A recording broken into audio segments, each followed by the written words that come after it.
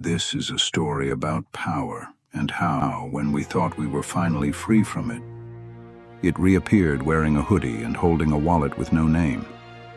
They called it Bitcoin, a revolution, a break from the past.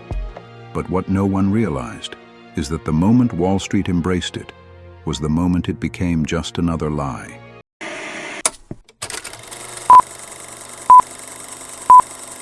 Bitcoin is the world's first cryptocurrency, and it runs on the world's first public blockchain network.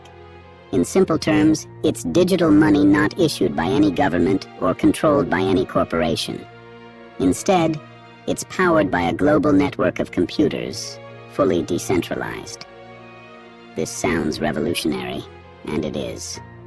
But to banks and institutions that control the flow of money, it's terrifying.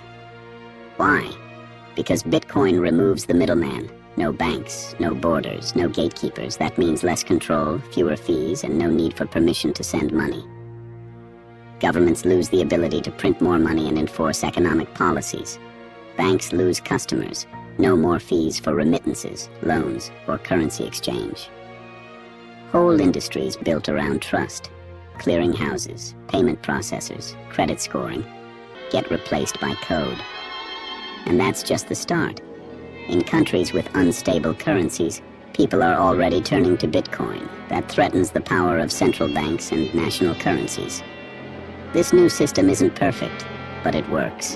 And it shifts control from the powerful to the people. No wonder the old system wants to fight it.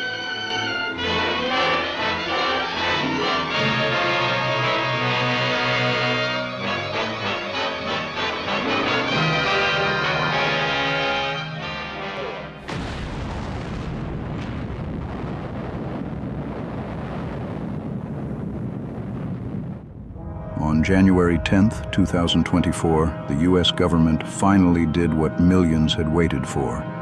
It approved the Bitcoin ETF. The revolution had become institutionalized. But then something strange happened. The price didn't soar. Instead, it trembled, and then it fell. In the shadows, enormous wallets with no names, quietly moved billions of dollars. Some called them whales, others just called them Larry. Drift away, up where the jet winds play. Leave your cares on the runway, baby, not. The original dream of Bitcoin was freedom. Freedom from governments, freedom from central banks. But freedom is expensive.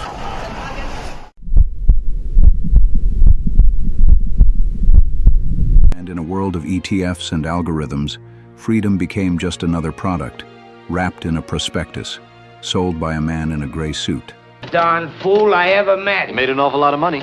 Well, it's no trick to make a lot of money. All you want is to make a lot of money. No one knows who really runs crypto. The names are different, but the tools are the same.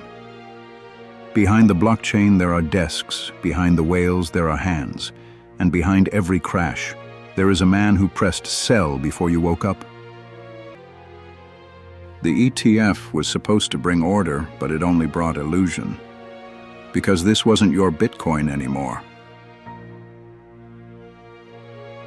Saddam Hussein and his regime are concealing their efforts to produce more weapons of mass destruction.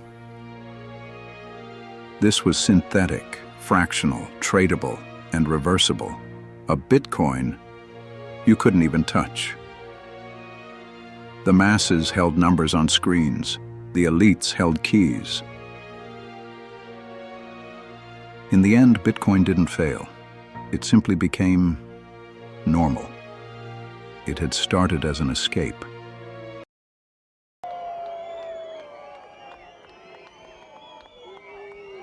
But like all escapes in history, it led straight back into the prison. And now, we are left with the lie that we ever had control. A serious delusion. Photographs about which you've had hallucinations, which you believed you held in your hand. They never existed.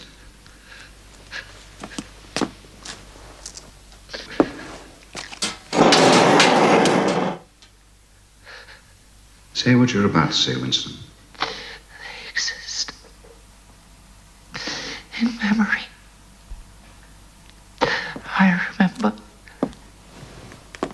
You remember. I do not remember. Only the disciplined mind can see reality, Winston. It needs an act of self-destruction, an effort of the will. Do you remember writing in your diary, freedom is the freedom to say 2 + 2 = 4? Yes. How many fingers am I holding up, Winston? 4. And if the party says there are not 4, but 5, then how many? 5.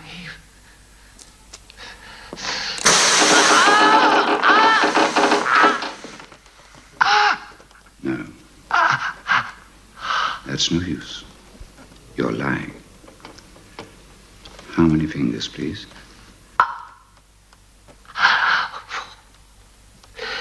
4. What else can I say? 5, 4. Anything you like. Only please stop it. Stop the pain.